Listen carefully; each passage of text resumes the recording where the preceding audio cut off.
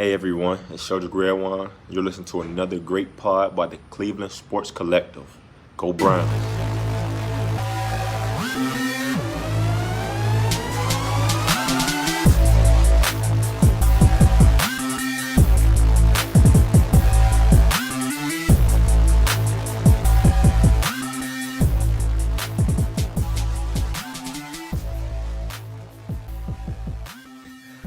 Hi, everyone. Welcome to the Cleveland Sports Collective podcast. I'm Tom Moore, and you can find me at Dogs by Nature and on Twitter at Tom_RedRight88. The Browns backers worldwide is considered to be one of the largest organized fan clubs in all of professional sports. The groups have members and clubs established throughout the world, and today I am joined by Dan Davies from the British Bulldogs Browns backers, which are based in London. The group can be found on Twitter and on Facebook by searching British Browns. Welcome, Dan. Hi. How you doing? Yeah, I'm good, thanks. You? Oh, hanging in there. You know, it's another hot, it's like 92 and humid here in Northeast Ohio, so summer is definitely in full blaze these past few weeks. But let's just say overall, it's been pretty good. It's the complete opposite here. It's like maybe 50 and thunderstorms. Okay, I'm ready for the 50s. I don't know about the thunderstorm part, but I'm pretty much ready for that. So tell me, Dan, what made you become a Browns fan? Take me through the journey. So I've been a Browns fan for 10 years now. I think it was 10 and maybe 11. So it all happened when I was at university, or college as Americans call it. And one of my housemates was a massive Ravens fan, and NFL fan in general. And obviously at this point I knew nothing about the sport. And he slowly got me into it. So we started watching some of the games that season. And I think it was the Steelers-Packers Super Bowl. Mm-hmm. So, yeah. And also that year, our university started playing American football as well. So we both just joined up for it. And my love of the sport kind of just started there. And then at the end of the season, he forced me to choose a team. And I would say I couldn't have the Steelers because they were in the Super Bowl. I couldn't have the Ravens because he was a Ravens fan. I didn't have a clue who the Bengals were. The only one I actually knew was Cleveland because of the Cleveland Browns TV show from Family Guy. And I was like, I'm a Browns fan. And little did I know how awful they were at the time. And I've stuck with it all these years, still never seen a winning season. Oh, I know. Yeah. If you started 2008, you were a year too late just to get the last time they actually, had more wins than losses. So, but that's been hard with some of the people I've been talking to who have only been fans for, either since '99 or just like you, within the past decade or so. They don't have any memories to fall back on as they're watching, the weekly. Well, it will be the weekly mess that happens, on a regular basis over the last, for the better part of the last, decade. But hopefully those times are going to be changing here. So tell me a little bit about your the Browns Packers chapter. How did that come about? How many members do you have? Where do you guys hang out? Yep. So our chapter started in 2001. By Steve and Jane Mabry, who were the president until I think around 2-3 years ago. And it was basically a group of guys who thought they were the only Browns fans in the UK. And they kind of got together. They found a local pub just to talk about football whilst it was on. Because you couldn't actually watch any Browns games in the UK until probably maybe 6 or 7 years ago. They went to the pub every week, and as it grew, they found out they weren't the only ones. And then, so they got bigger and bigger, and then they moved to the Hippodrome, which is a casino in Piccadilly Square in London.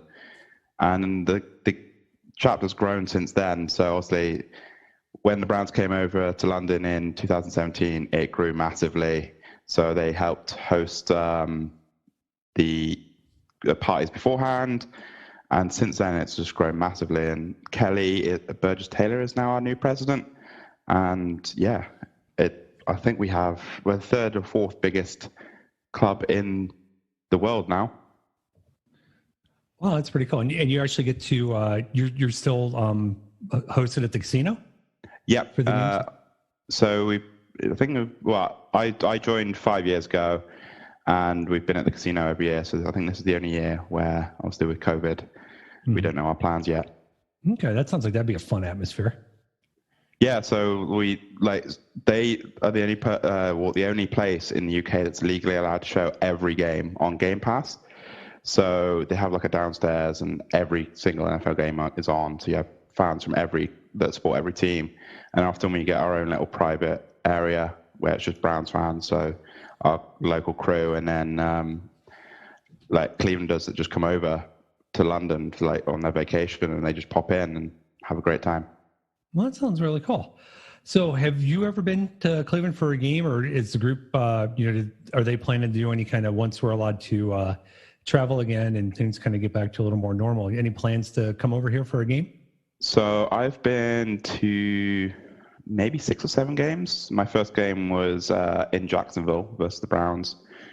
We lost that one. And then since then, and then obviously the game in London, but since then I've actually been quite lucky.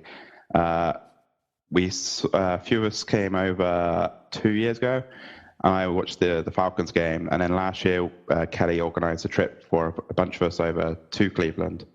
So we went and saw the Bills game and the Steelers game, and we ended up being the flag bearers before the Steelers game, which was pretty cool. Okay, cool. So 2-0 last year. Yeah, we're lucky charms. Yeah, and the Steeler game, that was definitely a good one to come to. Even if the ending wasn't. Yeah, the ending was weird. So, the NFL has kind of really worked hard over the years to kind of build that presence up in London. And, there's been a lot of talk the last couple of years that Jacksonville may eventually just up and relocate to London. What do you think? If a team actually did move there, do you think the market could support an NFL team full time? Personally, I don't think it's going to happen for a few reasons. But everyone now already has chose their team, and they may just go just to be like, oh yeah, I'm at an NFL game every week, but they would never really support that new team. So they would only survive off new fans to the sport that have never seen it. I would never go and choose the London Jaguars over the Browns. Mm-hmm. I would probably only go and see it just to if the Browns were over. Otherwise, you have tax reasons and people wanting to stay, and how the draft works. I can't see it happening. Though the more games they have over here, there could be a chance it gets better. The bigger the chance, I guess. Yeah, if they're for, I never thought in a million years it would work, but, playing games one off and then letting the team be off the following week, that kind of works. But if you had to play 8 home games there every year, the travel, the time difference, it'd be a lot of logistical work to see how they could make it happen. But I have a feeling that, if Shad Khan if he says, I'm going to do this, I don't know that they'll stand in his way if he finally decides I'm going to do it. Now, whether it works or not, like you said, is a whole nother, a whole different situation there. I think if he managed to buy Wembley a few years back, that would probably have I would have said about 60% chance. But the fact that he has no stadium, you could use the new Spurs stadium, which is built for American football, but obviously he doesn't own it. So it's kind of awkward. But I mean, you'd have to play 8 home games in a row and then probably have a base somewhere in America to play the away games. Mm-hmm. Yeah, so it'll be, it'll be interesting to see once, obviously they canceled everything for this year. Everybody's just staying stateside, so we'll see going forward how that all works out. And the Browns were meant to be over this year as well. I know they were going to play. Yeah, they were going to play Jacksonville most likely this year. So, but I'm not too bummed out about not having that one go. But what are you going to do? So that's speaking about the Browns. Now we'll kind of transition a little bit over to them. We're going through another team's going through another regime change. So we haven't really seen them on the field yet. We've seen them in practice. We kind of talked a lot about it in the offseason, read about it. How confident are you in Andrew Berry and Kevin Stefanski that the team finally got it right this year? I don't want to jinx it because every year we've been, this is the one. But everything we've heard about Stefanski has been hugely positive. What he says in press conferences is very good. I was kind of an advocate for Andrew Barry anyway, because I did my dissertation at university on Moneyball. So from me, I was kind of a fan anyway. But yeah, I hope it's going to go well, but I just do not want to jinx it yet.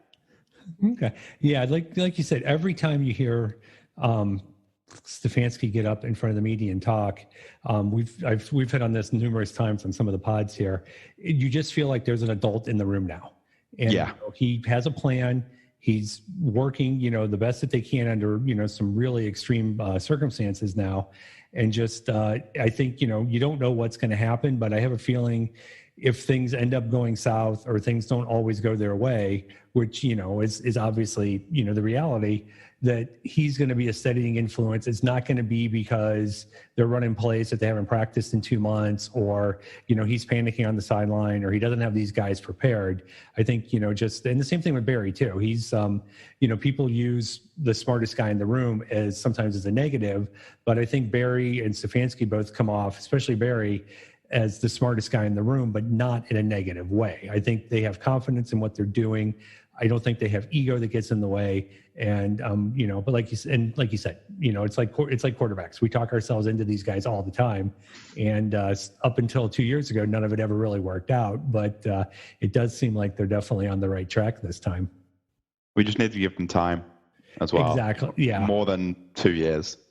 Exactly. That's the one thing that's been driving me, that drives me crazy about the Haslams, is every time they do this, and I can't tell you how many times, I mean, probably going back to at least Shermer, when Pat Shermer was the coach, how many times I've written essentially the same story of they fire the coach, they fire the front office guy, they hire new guys, and Jimmy and Dee stand up there and say, okay, we've learned our lessons, we're going to be different this time, and then they never are. Yeah, and eventually they have to learn their lessons. Just give it time and let these guys go. The talent is there. They still have some holes, which we'll get to in a few minutes here. And, but they just have to get out of the way, let the football guys be the football guys. They're the owners. They're allowed to sit in meetings. They're allowed to ask questions. It's their team. It's their money invested in this, but, just give it, some time. And, the last time, with Hugh Jackson, it was obvious that after 1 year, it wasn't going to work. It took him a little bit longer to figure that out. Unfortunately, with Freddie last year, it didn't work out, but it became pretty clear that wasn't going to happen. So as, hard as it might have been to say, okay, we're starting it over again after 1 year, they obviously made the right decision. But now they just have to sit back and just let this, work or fail on its own merits, not get in the middle, not get all worked up and get all antsy about, oh, geez, we had a little rough year this year. Let's, have another course correction. Especially with the with everything going on this year, like it's going to be a completely different football season with COVID. Like whatever happens this year, you can't just go, oh, you had a bad year, you're fired. Like you have to give it at least 2 years now. Right. And you don't want those guys to come out and use that as an excuse, and I don't think they will. But like you said, it's the reality of the situation. I mean, they're, the whole shortened off season, the whole strange training camp, no preseason games. My hope is that they have enough talent, especially on offense, that even if they have to cut the playbook down drastically at the opening weeks of the season, if they can just find that core set of plays that they can run really well, they're so talented that they're going to be able to make up that gap of, okay, this isn't our full offensive playbook, but you know what? We got Odell, we got Jarvis Landry. All else fails, we're just going to give it to Nick Chubb and, stop us if you can. And the defense isn't going to be able to stop them. But a lot of that hinges on, Baker Mayfield. So year 3, how are we feeling about young Mr. Mayfield as our quarterback? I'm quite positive. It looks like over the offseason, he has bulked up quite a bit. We've improved the O-line minus the right guard. I think that was his major problem that last year was the O-line. He was constantly having to run and throwing off the back of his foot. This year, much better O-line. I'm fairly confident. Like mostly apart from, well, excluding the O-line, it's the same like wide receivers, almost the same tight ends, same running backs. I'm very positive by it. Yeah, I am too. Plus, the more you read about the type of offense that Stefanski wants to run, it just seems like everything he wants to do fits in so well with what Mayfield does, with what the zone blocking, with what Chubb does. Get those holes open and let him decide which way he's going to want to go, and he's going to make the right choice more times than not, if not pretty much every time. And that's the whole thing. You get that running game going with him, with Hunt coming out of the backfield. The defense has to respect that. Then all of a sudden, Beckham and Landry are open, down the field running free, or they, put a lot of extra attention on them. Then all of a sudden you got Austin Hooper, you got Njoku, maybe you got Harrison Bryant, just eating up those yards and feasting over the middle of the field from the tight end position. So on paper, it sounds really, really promising. It just, depends on, when it starts to hit the fan, are they going to be able to keep it together and stop being their own worst enemy with so many penalties and just so many mistakes? That was so frustrating last year, the amount of holding penalties and offsides, and fingers crossed Stefanski has that fixed. Yeah, hopefully. So kind of looking at the team as a whole, what excites you the most about this year's team? What are you looking forward to the most? Mine is the offense. Like you said, it is so stacked on paper. Like if Stefanski puts that together, there is no stopping that. That is going to rain down touchdowns. Every player you said is just so talented. There is no way you can stop all of those. And like the running, if Chubb's having a bad day, then you got Kareem Hunt.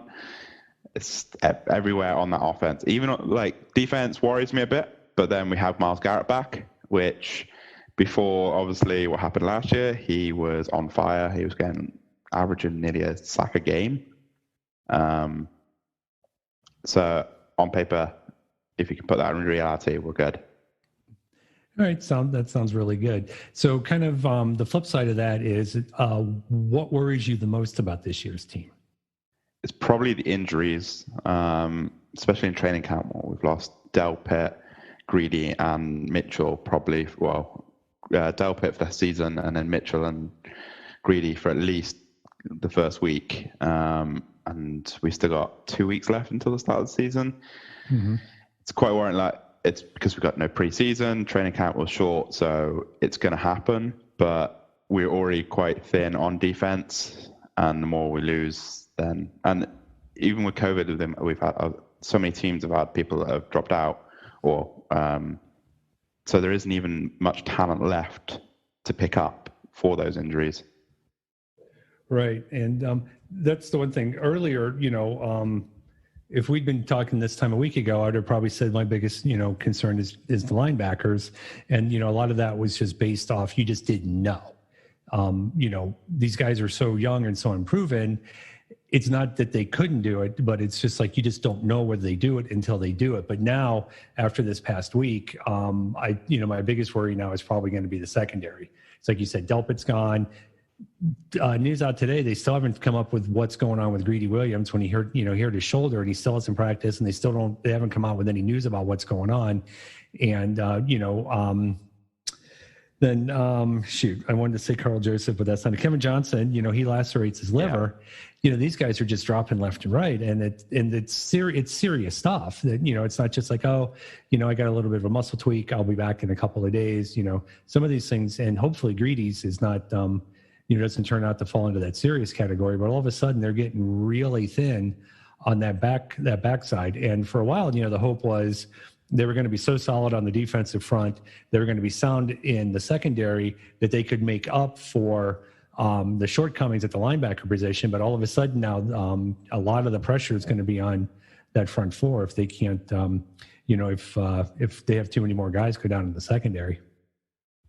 Because I didn't even mention Matt Wilson's out for. Mac Wilson, they still don't. Yeah, they still haven't gotten a full diagnosis on him, but he's definitely going to be out for quite a while, at least the first half of the season, if not more. So it's been a rough 10 days or so with them on the injury front. So what, if you had to pick one or two things, what's the best part about being a Browns fan? It's number one is definitely the community. Ever since I moved to London, and the British Bulldog Browns backers literally made me feel so welcome. And now that I'm in the committee, and I just try and help as much as possible. But I lived in New York the last 2 years as well, and a big shout out to even the big Apple Browns backers in New York. They say straight away, welcome me in, and just every Browns fan I meet is just so friendly, and you can have a bit of banter with them. They'll help you with, like, if I want a GV artwork T-shirt from Cleveland, someone will just buy it and send it over for me. It's just everyone I've met is so nice. All right, that sounds really cool. Yeah, it's a good from starting to do some of these podcasts. We're talking to some of the other Browns backers. They all kind of have that same same version of that. That whole sense of community, that whole sense of we're getting that shared experience together, and we're all working our way through the bad times, and it'll be fun when we get to the good times, because I'm old enough to remember when the good times were really good. One day I will get that in the mid to late 80s, and when it gets back to that way, which is going to happen pretty soon, it's going to be pretty crazy, and it's going to be fun to see everybody who is not old enough to remember all that getting to experience it and seeing what it's really like for the first time. I think it probably also helps is we have all gone through so many bad seasons, like the 0-16, and it's probably brought us together even more. Like, you see, like, Patriots, and they win all the time, and like the fans in the UK, they're all glory hunters, and they don't really associate themselves. Whilst the Browns are just completely like, oh, we lost. Come on, next week will be better. So, and it's going to be better. Next week is coming here pretty soon. So, anything else before we kind of wrap this up? No, thanks for inviting me onto this, and yeah, if anyone's ever in London and wants to see the game, come down to the Hippodrome, and we will gladly welcome you. Yeah, that's a pretty cool name for a casino. Is there? Can you bet on the games there? Do they have? Yeah. Sportsbook? So betting on sports is completely legal here. You can do it on apps. You can do it. I think you can do it in the casino. I imagine you can. Yeah. Yeah, it's been a long time, but I've been in Vegas a couple of times on NFL Sundays, and it's a fun play. It's fun to be in the sports book when there's a full slate of NFL games going on. There's just a whole big energy going in there that's really something different. When I was in Vegas last year for my job, and I did not get the sports book because over here we just bet on our phone, and you're like, oh, okay, I want Browns, blah, blah, blah, to win this week, and it comes through. But the sports book, I was like, oh, I actually have to talk to someone to gamble. It was weird, especially as like even in New York, you're not even allowed to gamble. So I'm just like, I don't get this. So did you end up winning though? I bet on a few things. You can say you did. I'm sure I did win something. I mean, it's Vegas. I probably lost a lot of money as well. And I got to ask, I'm trying to figure out what your background is. This is probably from my last Zoom. It's the new camp in Barcelona. Oh, okay. It's Barcelona's soccer stadium. Okay, I figured it was some European football stadium. I just couldn't figure out which one it was. So I saw the club. I just couldn't see what the letters they were spelling out above that is. Well, I noticed you have a Liverpool cup, so I'm actually a Liverpool fan as well. So right. So I don't know. Obviously, a dynamite year. Jurgen Klopp is like the greatest thing ever. But I don't know. Somehow, I was glad they restarted. But the restart, it just obviously there was some of that energy lost because by that point, the title was clenched. And It was almost like they were just, playing out the string there. So it kind of lost a little bit of the excitement, but it was still pretty cool when they were able to lift the trophy. And well, I kind of hope it doesn't happen for the NFL season that we end up having another 3-month gap, because you just, like you said, our form before the break was great. We were winning nearly every game. And then after our form, it just completely dropped off. And obviously if the Browns hit that hot streak and that happens there, we're not going to be top like that point. So Hopefully, we won't have the same issues. Yeah, I know. That's one of the jokes that floats around a lot on Brown's Twitter is this is the year they're going to be, that they're actually going to pull it together, and then all hell's going to break loose halfway through the season.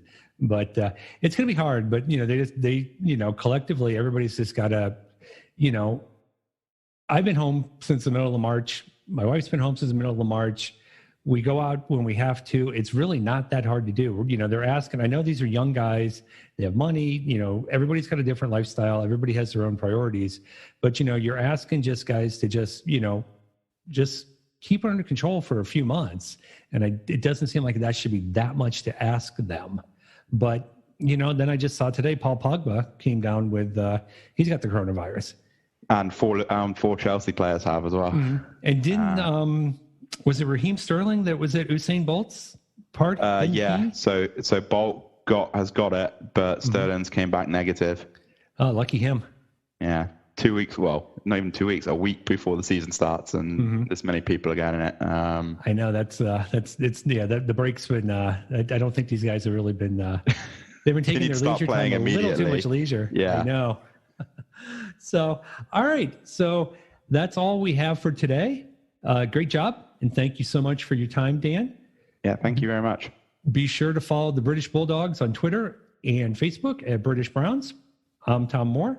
You can always find me on Twitter at Tom_RedRight88 and as part of the team over at Dogs by Nature. Thank you to everyone for listening. We appreciate if you could like and review our podcast to help us grow our network. And we will all be back soon on the Cleveland Sports Collective podcast.